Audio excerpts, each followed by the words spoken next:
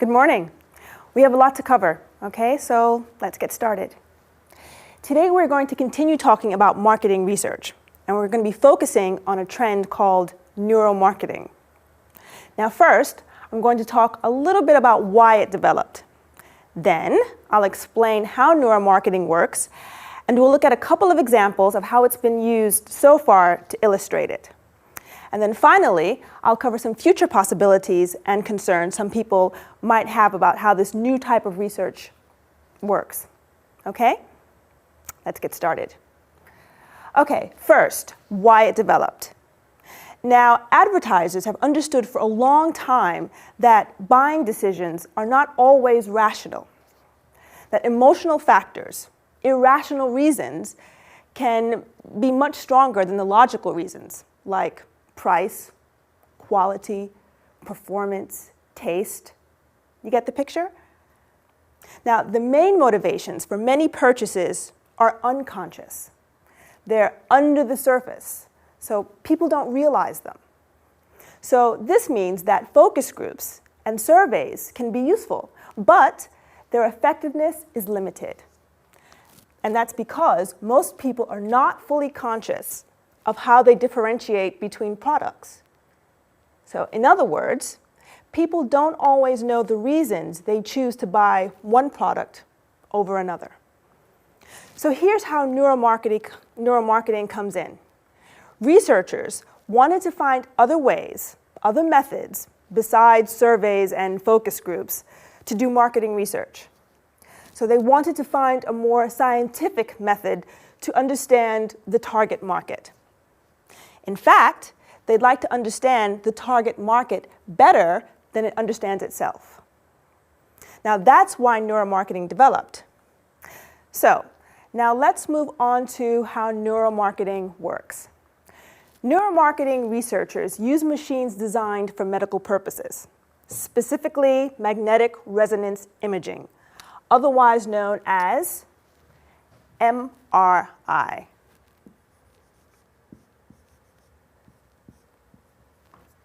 Okay? And this medical technology can take pictures of brain activity. But marketers are using it to find out how people are thinking.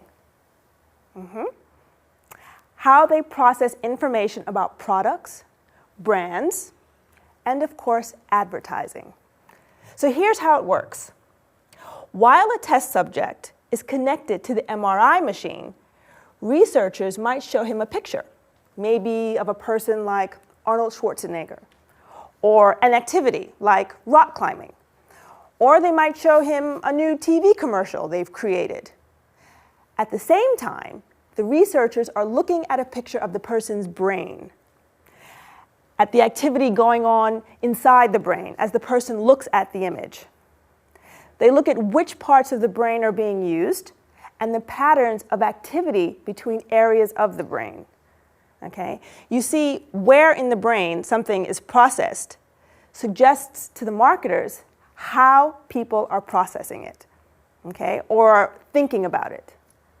And this is because the brain uses different areas to do different things. And researchers now know a lot about where different functions of the brain are located. So, do you understand?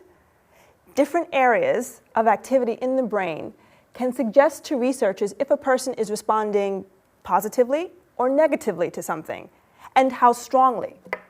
Interesting, huh? Now, let me give you a couple of examples that illustrate how it works. A 2004 study at Baylor College of Medicine tested people's responses to the taste of two different colas.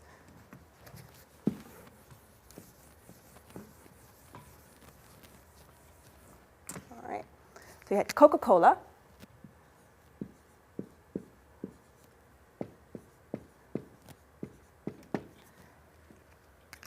and Pepsi. And they found that during the blind tastings,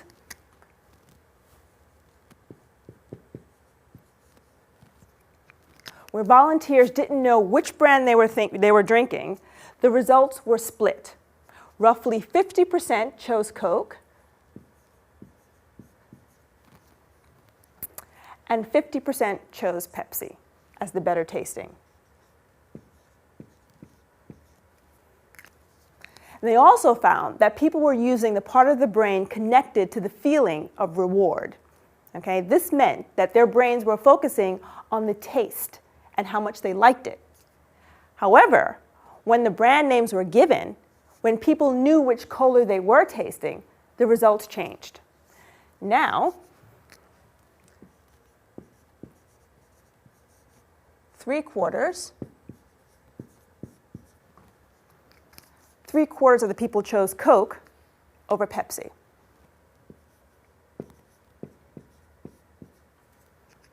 So only a quarter, or 25%, chose Pepsi. They also found people were using a different part of their brain than before. They were using a part that's more closely connected to personality and self-image. Now, this suggests that the image of the brand, what people associate with the brand, was responsible for the Coke preference.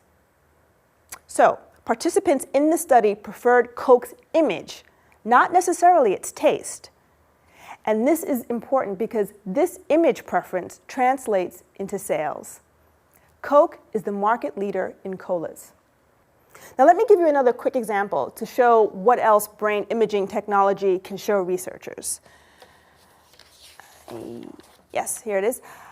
Ulm University in Germany, in a study funded by Daimler Chrysler, used this technology, this MRI technology, to see how men reacted to pictures of cars. And guess what? They found that men used the back of the brain, a part of the brain used to recognize faces. Now, we don't know for sure exactly how this connects to buying behavior, but one possibility is that men process the design of a car like it was a human face. So this may cause them to prefer a car that has a face that is appealing. Make sense to you? Makes sense to me. Now, these are interesting studies, but you know, the brain is a very complicated organ.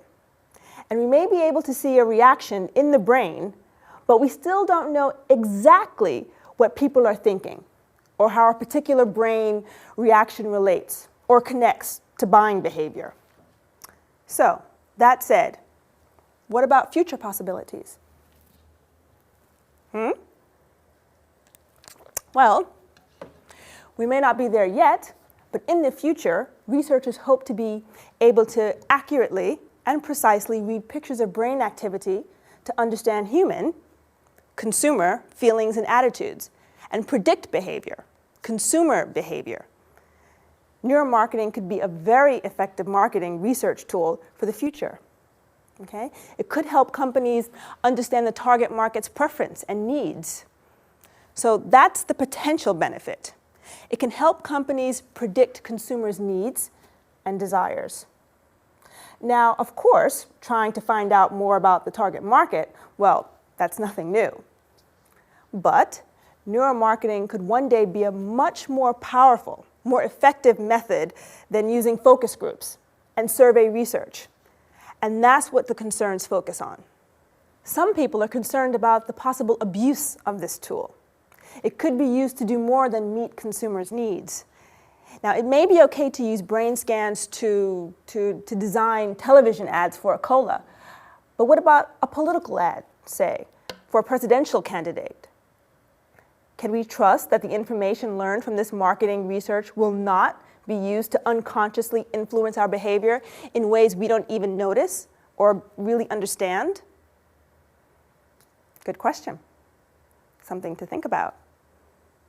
Okay, now that we've had an introduction to the ideas and issues connected to neuromarketing, I'd like to break you into small groups to discuss the study questions for this chapter of your textbooks. Okay?